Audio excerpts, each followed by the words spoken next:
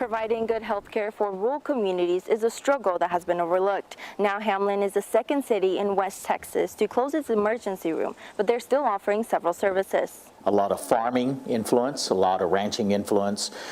We have a lot of folks that's been here a long time. A city of roughly 2,000 people. We're kind of a hub community. We're 16 miles from 4 or 5 different cities like Aspermont, Anson, Rotan, and Roby. But Hamlin is now facing a change among their second largest employer, the Hamlin Memorial Hospital. On July 31st, the inpatient, emergency room, Meals on Wheels, and the physical therapy services will come to an end. It's the Medicaid and Medicare reimbursement.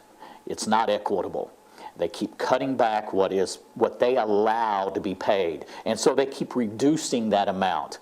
That is the main reason why these rural hospitals, I feel like, are struggling. He says the debt of those who can't pay is also a factor. And that debt load is also a critical issue. And then not enough patients and, of course, the private pay. According to the release by the hospital's board of directors, beginning August 1st, services for Hamlin Hospital District will include an extended hours clinic, EMS, lab, and x-ray services. Mayor Ice says the board's unanimous decision was the best they could do with what they had to work with. I'm also pastor here in Hamlin, so I'm up at the hospital often making visits, and when you go up there and there's one person in a 21-bed hospital and that's repetitive, and the Meals on Wheels came out of the hospital as well, and some days there's nobody. You know, it don't take long to do the math. Although the hospital is losing several of their services, Mayor Ice says he believes in the new changes. What we would do before, we'd come to our ER and we would stabilize, but everything is about stabilization of the patient. The exact treatment will not be determined until we went to a major medical facility. So what we're doing is we're cutting out that 1 hour, 2 hour, whatever it takes to do the treatment,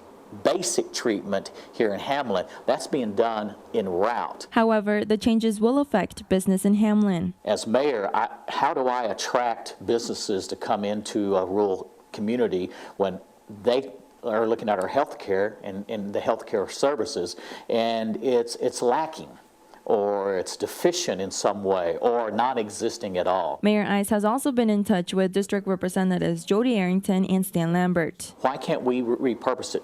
VA benefits.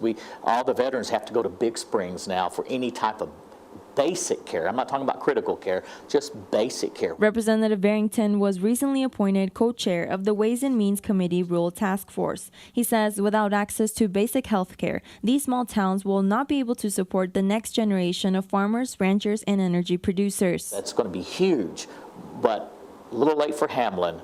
But hopefully we can do something to repurpose that facility, at least to draw in some businesses. Sustainability and quality of health care, which in rural America, we need that. We should demand that, and we certainly earn it.